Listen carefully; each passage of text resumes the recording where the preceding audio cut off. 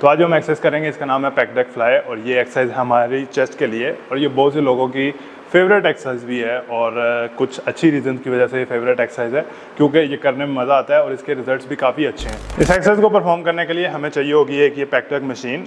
Pack deck machine जो है वो 2-3 तरह की आती है। एक पुरानी पैक डेक मशीन है जिसमें हैंडल्स नहीं होते बल्कि वो एल्बो से हम उसको ऑपरेट करते हैं। वो पैक डेक मशीन भी आपके पास हो सकती है या आपके पास ऐसी कोई भी पैक डेक मशीन हो सकती है जो भी आपके पास जिम में अवेलेबल है, आप यूज़ कर सकते हो। लेकिन अगर मैं बताऊँ सीरियसली तो मेरी जो फेवरेट मशीन है वो पुरानी वाली पैक डेक फ्लाई है जिसमें हम इस तरह से पकड़ के इस एक्सरसाइज को परफॉर्म करते थे क्योंकि उसमें चीट बहुत ज़्यादा कम होता है। तो सबसे पहली चीज़ आती है हमारी सीटिंग। इस एक्सरसाइज में 2 पैड्स हैं, एक ये सीट है और दूसरा ये पीछे वाला पैड है। ये दोनों पैड जो हैं ये एडजस्ट होते हैं, सीट ऊपर नीचे होती है और ये पैड जो है ये आगे पीछे मूव करता है।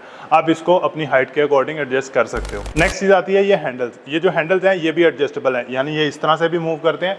दूसरा इसमें यहाँ ऊपर भी एडजस्टमेंट है, हम इसको एडजस्ट कर सकते हैं अपनी हाइट के अकॉर्डिंग, अपने आर्म की लेंथ के अकॉर्डिंग, ताकि हम एक अच्छा स्ट्रेच और कॉन्ट्रैक्ट ले सकें। तो सीटिंग की अगर हम बात करें तो हमने इसमें कैसे बैठना है, हम इसमें जब बैठेंगे हमारे दोनों पाँव ज़मीन पे होंगे, कोई फैंसी मूवमेंट नहीं करनी कि टांग ऐसे रख ली, कोई फैंसी मूवमेंट नहीं करनी। इसमें हमें दोनों पाँव ज़मीन पे रखने हैं, ग्लूट्स हमारे सीट पे पीछे बैक के साथ, हल्का सा बैक में आर्क रहेगा और बैक हमारी पैड के साथ और नेक हमारी स्ट्रेट रहेगी। ये हमारी पोजीशन होगी। यहाँ से हम एक्सरसाइज को स्टार्ट करेंगे या इस पोस्चर में हम एक्सरसाइज को परफॉर्म करेंगे। अब नेक्स्ट चीज़ आती है मूवमेंट, जो कि बहुत ही सिंपल है। बाकी कम्प्लेक्स बनाने को आप इसको जितना मर्जी कम्प्लेक्स बना लो, आप इसमें जितनी मिस्टेक करोगे ये उतनी मुश्किल होती जाएगी और इसका बेनिफिट भी कोई नहीं होगा। तो मूवमेंट क्या है कि हमने अपने हैंडल्स को पकड़ना है, सामने लाना है, इनको इस तरह से अपने आर्म्स को स्ट्रेच करना है ताकि हमारा जो चेस्ट का मसल है, पेक्टोरलिस मसल, ये स्ट्रेच हो और उसके बाद हमने इसको कॉन्ट्रैक्ट करना है। इसमें समझने वाली चीज़ सबसे पहली है ब्रीदिंग। जब कि हम इसमें ब्रीदिंग किस तरह से करेंगे,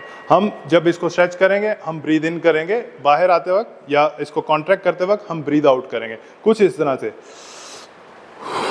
और मूवमेंट के लिए हमने इस हैंडल को ग्रिप किस तरह से करना है। बहुत सारे लोग क्या मिस्टेक करते हैं, वो इसको इस तरह दोनों हाथ इस तरह पीछे ले जाके यहाँ से पकड़ते हैं और इसको आगे लाते हैं। ये एक गलत तरीका है क्योंकि ये जो स्ट्रेच है इस टाइम पे, अगर मैं स्ट्रेट बैठूं, ये स्ट्रेच है इस टाइम पे, ये जो स्ट्रेच है ये स्ट्रेच बहुत ज़्यादा है, यानी ये हमारे पेक्टोरलिस मसल के लिए बहुत ज़्यादा स्ट्रेच है। दूसरा, चेस्ट का इतना मसला नहीं है, मसला ये है कि इसमें हमारा शोल्डर बहुत ज़्यादा इन्वॉल्व हो रहा है और शोल्डर में इंजरी हो सकती है। तो हमें इसको इस तरह से पीछे से आके नहीं पकड़ना, इसकी बजाय हम क्या कर सकते हैं, हम यहाँ से टर्न करेंगे, एक हैंडल को पकड़ा, इसको सामने लाए, उसके बाद दूसरा हैंडल पकड़ा, इसको सामने लाए, यहाँ से हम इस तरह से मूवमेंट स्टार्ट कर सकते हैं। अभी मैंने जो हैंडल पकड़ा मैंने यहाँ से पकड़ा, वो एक्सप्लेन करने के लिए था। या दूसरा, हर किसी की हाइट डिफरेंट है, हो सकता है कि ये सीट की हाइट एडजस्ट ही ना हो आपकी हाइट के अकॉर्डिंग। जैसे मैं हूँ, मेरे लिए भी ये फुल टॉप पे करके भी ये सूटेबल नहीं होती, तो मैं क्या करता हूँ, मैं इसमें नीचे एक पैड रखता हूँ जो मुझे हाइट देता है, मैं उसके साथ इसको करता हूँ। वरना इसमें ये हैंडल है, इस मशीन में ये हैंडल है और ये हैंडल मूवेबल है, तो हम इसकी जो सारी एडजस्टमेंट है सारी हम यूज़ करेंगे ताकि हमारा जो कॉन्ट्रैक्शन है वो अच्छा हो। तो अब सारा कुछ इकट्ठा करें तो हमने क्या करना है, हमने सीट पे बैठना है, अपने इन हैंडल्स को पकड़ना है, जो भी आपकी एडजस्टमेंट बनती है, इन हैंडल्स को पकड़ के हमने सामने लाना है, यहाँ से हमारी मूवमेंट स्टार्ट होगी और हम इसको स्ट्रेच और कॉन्ट्रैक्ट करेंगे कुछ इस तरह से।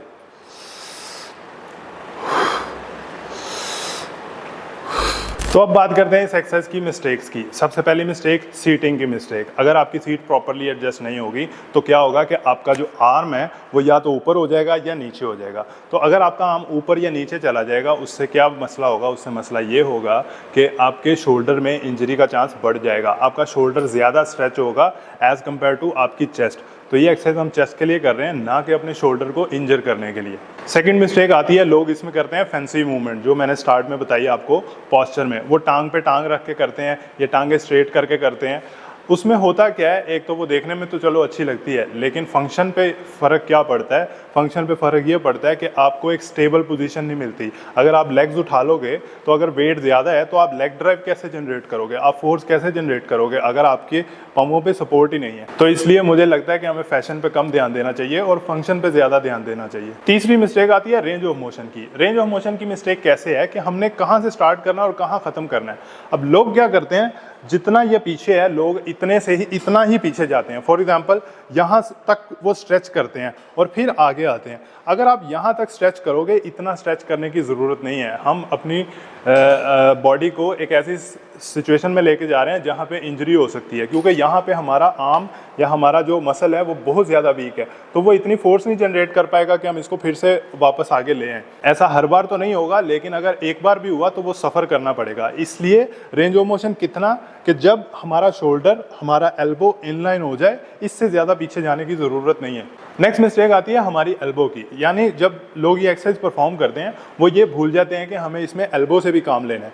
क्योंकि अगर आप पुरानी मशीन आपने पैक डेक वाली देखी है तो उसमें हाथों का कोई काम ही नहीं होता, उसमें इस तरह से हम ग्रिप करते हैं और ये एल्बो मूव करती है, सिर्फ एल्बो मूव करती है, क्योंकि हमारा जो ये पेक्टोरल्स मसल है वो यहाँ पे कनेक्ट है ह्यूमरस बोन के साथ। तो जब इस बोन के साथ कनेक्ट है तो सारी मूवमेंट इसी बोन की है। तो लोग क्या करते हैं, लोग जब इसको कॉन्ट्रैक्ट करते हैं, वो क्या करते हैं कि वो इसको कॉन्ट्रैक्ट करते वक्त वो फोकस ये करते हैं कि हमने इसको फुल कॉन्ट्रैक्ट करना है, लेकिन वो ये भूल जाते हैं कि हमने अपनी एल्बो से भी काम लेना है, एल्बो को भी स्ट्रेट करना है। क्योंकि अगर मैं अपनी एल्बो से काम नहीं लूँगा, यानी इसको पुश नहीं करूँगा या इसको स्ट्रेट नहीं करूँगा, होगा क्या कि आप इधर नोटिस करो, अब मेरा आर्म फुल आगे आ चुका है, इससे ज़्यादा आगे मैं जाऊँगा तो ये मेरी सेंटर लाइन से भी आगे चला जाएगा, ठीक है। तो यहाँ पर मेरा आर्म फुल आगे चला गया, लेकिन चेस्ट में एक्टिवेशन इतना ज़्यादा नहीं है। चेस्ट में एक्टिवेशन कब ज़्यादा होता है, जब मैं एल्बो को पुश करूँगा। अगर मेरी एल्बो बेंड रहेगी तो हाथ जितना मर्जी आगे चला जाए, इसमें एक्टिवेशन उतनी ज़्यादा नहीं होगी। तो मुझे क्या करना है, मुझे अपनी एल्बो को स्ट्रेट करना है ताकि ये एक्टिवेशन मुझे मिले। लास्ट मिस्टेक आती है लोड सिलेक्शन की। लोग इसमें बहुत ज़्यादा हैवी जाते हैं, वो अपने साथ किसी और पार्टनर को या किसी और बंदे को देखते हैं एक्सरसाइज परफॉर्म करते हुए कि वो बहुत हैवी कर रहा है, ये नहीं पता होता कि उसका जिम में या उसका फिटनेस में लेवल क्या है, वो कितने साल से वर्कआउट कर रहा है। उसको देख के वो भी हैवी एक्सरसाइज परफॉर्म करते हैं। तो इसमें हैवी जाओ, लेकिन इतना ज़्यादा नहीं कि खुद को इंजर कर लो, क्योंकि आपको इसमें 8 से 10 या 12 की रेप रेंज लाजमी परफॉर्म करनी है। तो इसलिए आप इतना ही लोड सेलेक्ट करो जिसमें आप अच्छा कॉन्ट्रैक्शन, अच्छा स्ट्रेच और एक कंट्रोल तरीके से इस मूवमेंट को परफॉर्म कर सको। तो ये था सब कुछ इस एक्सरसाइज के बारे में, मिस्टेक्स भी और इसका करेक्ट तरीका भी। अगर इससे रिलेटेड या किसी और टॉपिक से रिलेटेड आपका कोई क्वेश्चन हो तो आप कमेंट बॉक्स में या नीचे सोशल मीडिया के मेरे लिंक्स हैं, उस पर आप मुझे मैसेज कर सकते हो। और यहाँ पे एक सब्सक्राइब का बटन घूम रहा होगा, उसको प्रेस करो, बेल नोटिफिकेशन ऑन करो, ताकि आपको नई आने वाली वीडियोज़ की अपडेट मिलती रहे। इंशाल्लाह मिलते हैं नेक्स्ट वीडियो में।